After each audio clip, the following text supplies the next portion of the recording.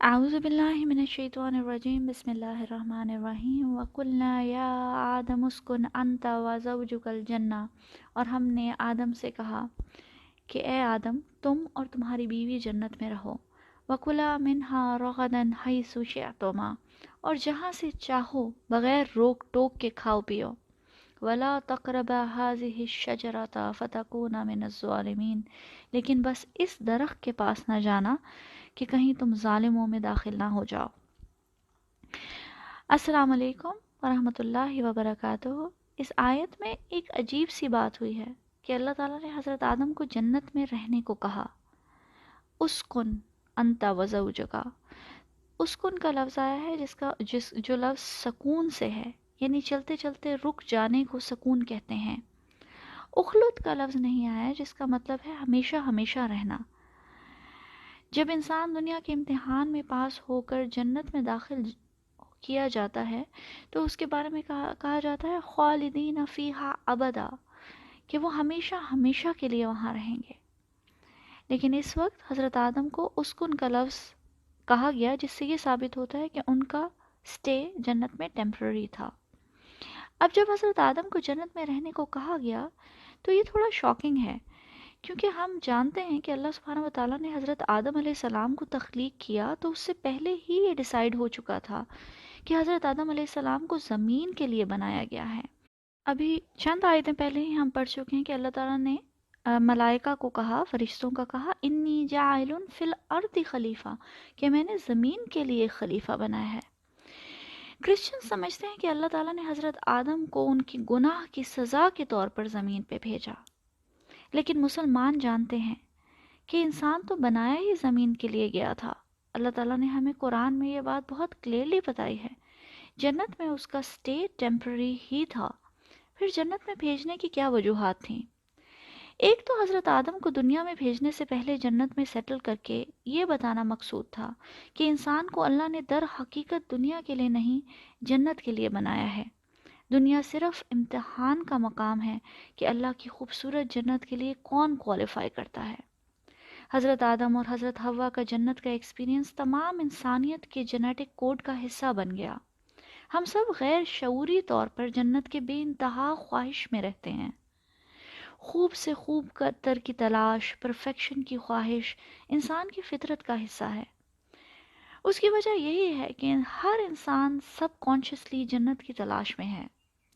کچھ لوگ اسی دنیا کو جنت بنانے کی کوشش میں لگ جاتے ہیں، اور کچھ لوگ وہ ہیں جن کو اللہ سبحانہ وتعالیٰ نے ہدایت دی اور وہ جانتے ہیں کہ دنیا کبھی جنت نہیں بن سکتی، اس لیے وہ اپنے اعمال کو ایسا بناتے ہیں کہ اللہ سبحانہ وتعالیٰ کی جنت کو حاصل کر سکیں۔ پھر دوسری وجہ جو سمجھ آتی ہے وہ یہ کہ جیسے میدان جنگ میں بھیجنے سے پہلے سولجرز کی تیاری ہوتی ہے، ٹریننگ ہوتی ہے، بالکل ویسے ہی دنیا میں بھیجنے سے پہلے حضرت آدم کی ٹریننگ کرنا مقصود تھا۔ حلال حرام کا فرق، دشمن کون ہے، وسوسہ کیا ہوتا ہے، سزا اور جزا کا کانسیپٹ، یہ سب کچھ سمجھانا بہت ضروری تھا۔ حضرت آدم کو کہا گیا وَكُلَا مِنْهَا رَغَدًا حَيْثُ شِئْتُمَا، تم جہاں مرضی سے بغیر روک ٹوک کے کھاؤ۔ سوچیں جنت کتنی بڑی ہے۔ قرآن میں آتا ہے اَرْضُهَا السَّمَاوَاتُ وَالْأَرْضُ، ایسی جنت ہے جس کی وسعت زمین اور آسمانوں کے برابر ہے۔ ایسی جنت میں آخر کتنے درخت ہوں گے، کتنے پھل ہوں گے جو حلال ہوں گے، اور حرام کیا تھا؟ ہذہ الشجرہ، یہ ایک واحد درخت حرام ہے، لیکن شیطان نے ساری کی ساری اٹریکشن اسی ایک درخت میں ڈال دی۔ یہی انسانیت کی کہانی ہے۔ اس دنیا میں اللہ نے انسان کے لیے ہزاروں چیزیں حلال رکھی ہیں، کلو وشربو، اللہ تعالیٰ کہتے ہیں کھاؤ اور پیو، لیکن چند انگلیوں پہ گن کر چیزیں ہیں جو حرام ہیں۔ لیکن شیطان انہی چیزوں کو انسان کے لیے گلیمرائز کر دیتا ہے، اٹریکٹیو بنا دیتا ہے۔ پھر حضرت آدم کو کوئی دور کا درخت نہیں دکھایا گیا، ورنہ کہا جاتا ذالک الشجرہ، دور کی چیز کی طرف اشارہ کرنے کے لیے ذالکہ کا لفظ استعمال ہوتا ہے۔ یہاں قریب کا درخت دکھایا گیا، ہذہ الشجرہ، یہ والا درخت قریب سے دکھایا گیا تاکہ شک کی کوئی گنجائش نہ ہو۔ دنیا میں بھی انسان کو ہدایت کے ذریعے حرام بہت کلیئرلی بتا دیا گیا ہے تاکہ شک کی کوئی گنجائش نہ رہے۔ پھر بھی شیطان انسان کو بھڑکانے میں کامیاب ہو جاتا ہے۔ آگے اللہ تعالیٰ فرماتے ہیں فَتَكُونَ مِنَ الظَّالِمِينَ، ورنہ تم ظالموں میں سے ہو جاؤ گے۔ حلال کو چھوڑ کر شیطان کے بہکاوے میں آ جانے سے اور حرام کی طرف مائل ہونے سے انسان اللہ کی نظر میں ظالموں میں سے ہو جاتا ہے۔ ظالم وہ ہے جو کسی کی حق تلفی کرے۔ ظلم تین طرح کے کانٹیکسٹ میں آیا ہے قرآن میں۔ ایک وہ ظلم جو انسان اللہ کے حق میں کرے، جیسے شرک، ان الشرک لظلم عظیم، یہ سورہ لقمان میں آتا ہے کہ بے شک شرک بہت ہی بڑا ظلم ہے۔ پھر نفاق، کفر، اللہ کی نافرمانی۔ اللہ سبحانہ وتعالیٰ فرماتے ہیں لا قدر اللہ حق قدرہ، انہوں نے اللہ کی ویسی قدر نہیں کی جیسی اس کی قدر کرنے کا حق تھا، یعنی اللہ تعالیٰ کی حق تلفی کی، ظلم کیا۔ دوسرا وہ ظلم ہے جو ایک انسان دوسرے انسان پہ کرتا ہے۔ قرآن میں آتا ہے انما السبیل علی الذین یظلمون الناس، الزام تو ان لوگوں پر ہے جو لوگوں پر ظلم کرتے ہیں۔ تیسرا ظلم وہ ہے جو انسان خود اپنے نفس پر کرتا ہے۔ انسان جب گناہ کرتا ہے، حرام کرتا ہے، تو اپنی روح پر، اپنی فطرت کو وائلیٹ کرتا ہے۔ اسی لیے حضرت آدم اور حضرت حوا نے جب اللہ سے معافی مانگی تو کہا ربنا ظلمنا انفسنا، کہ اے ہمارے رب، ہم نے اپنی نفس پہ ظلم کیا۔ پھر آیہ نمبر 36 میں آتا ہے فَأَزَلَّهُمَا الشَّيْطَانُ عَنْهَا، پھر پھسلا دیا ان دونوں کو شیطان نے اس درخت کے بارے میں۔ ازلہما کا روٹ ورڈ ہے زلالہ، جس کا مطلب پھسلنا، لغزش کھانا ہے۔ پھر شیطان نے انہیں اس درخت کے بارے میں، اللہ تعالیٰ کے حکم کے بارے میں پھسلا دیا۔ شیطان نے کیسے انہیں بہکایا؟ یہ تو نہیں ہوا ہوگا کہ شیطان آیا اور کہا کہ حرام کھا لو اور انہوں نے کھا لیا، بلکہ شیطان نے طرح طرح کے ٹیکٹکس استعمال کیے، جس کا ذکر سورہ اعراف میں آتا ہے کہ شیطان نے ان سے کہا کہ ویسے تو تمہیں زمین کے لیے بنایا گیا ہے، جنت میں تو تمہارا اسٹے ٹیمپرری ہے۔ وَقَالَ مَا نَهَاكُمَا رَبُّكُمَا عَنْ هَٰذِهِ الشَّجْرَةِ إِلَّا أَن تَكُونَ مَلَكَيْنِ أَوْ تَكُونَ مِنَ الْخَالِدِينَ، اس نے کہا کہ تمہارے رب نے تمہیں نہیں روکا اس درخت سوائے اس کے کہ کہیں تم فرشتے نہ بن جاؤ یا کہیں تم ہمیشہ ہمیشہ کے لیے جنت میں رہنے والے نہ بن جاؤ۔ یعنی اگر تم نے درخت کا پھل کھایا تو تمہیں جنت کا پرماننٹ ویزا مل جائے گا، اسی لیے تمہیں اس درخت سے روکا گیا ہے۔ یہی شیطان کا کام ہے کہ وہ کبھی بھی فوراً آ کے گناہ کرنے کو نہیں کہتا، حرام کھانے یا حرام کام کرنے کو نہیں کہتا، وہ جال بچھاتا ہے، حرام کو اٹریکٹیو بناتا ہے۔ شیطان کی اگر کوئی کوالٹی ہے تو وہ یہ ہے کہ وہ بڑا صبر کرتا ہے، اس کو کوئی جلدی نہیں، ہی ٹیکس ہز ٹائم، ایک ایک قدم انسان کو گناہ کی طرف کھینچتا ہے یہاں تک کہ انسان پھسل جائے، لغزش کھا جائے۔ فَأَخْرَجَهُمَا مِمَّا كَانَا فِيهِ، پھر اس نے نکلوا دیا ان دونوں کو اس میں سے جس میں وہ تھے، جس جنت میں، آسائش میں، سکون میں، رزق کی فراوانی میں، آسانی میں، آرام میں، مِمَّا كَانَا فِيهِ، جس میں وہ تھے۔ اللہ تعالیٰ نے نہیں بتایا کہ وہ کس سچویشن میں تھے، کیونکہ ان کی آسائش اور آرام وہاں ان ایکسپلینیبل تھا۔ پھر اس میں تھوڑا حسرت کا ایلیمنٹ بھی ہے کہ جب انسان اللہ کے راستے سے ہٹ جاتا ہے تو پھر نعمتیں چھن جاتی ہیں۔ سورہ انفال میں اللہ سبحانہ وتعالیٰ قوم فرعون کا ذکر فرماتے ہیں کہ انہیں اللہ تعالیٰ نے ہر طرح کی نعمتیں دیں، لیکن انہوں نے کفر کیا تو اللہ تعالیٰ نے سب کچھ چھین لیا۔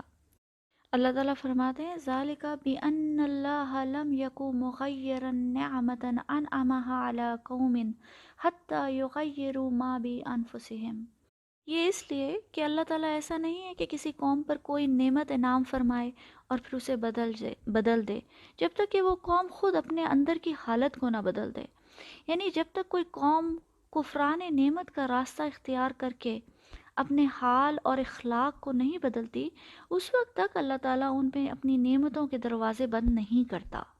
وَقُلْنَا اهْبِطُوا بَعْضُكُمْ لِبَعْضٍ عَدُوٌّ، پھر ہم نے کہا کہ تم نیچے جاؤ ایک دوسرے کے دشمن بن کے۔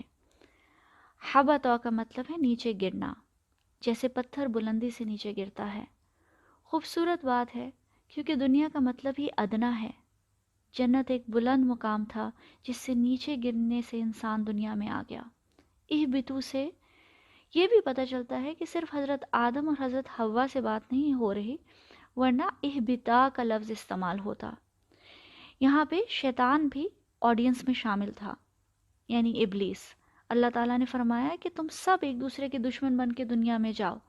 شیطان تو انسان کا دشمن ہے ہی، اِنَّهُ لَكُمْ عَدُوٌّ مُبِينٌ۔ اللہ تعالیٰ نے بہت جگہ فرمایا کہ بے شک وہ تمہارا کھلا دشمن ہے۔ پھر انسان بھی اگر اپنی فطرت پہ رہے تو شیطان کا دشمن ہی ہوتا ہے۔ مفسرین نے کہا ہے کہ انسان بھی انسان کا دشمن ہے، یعنی کہ یہاں پہ مرد اور عورت سے بھی بات کی جا رہی تھی۔ جیسے شیطان انسان کو اللہ کے راستے سے بھٹکا سکتا ہے، ویسے ہی عورت مرد کو اور مرد عورت کو اللہ کے راستے سے گمراہ کر سکتے ہیں۔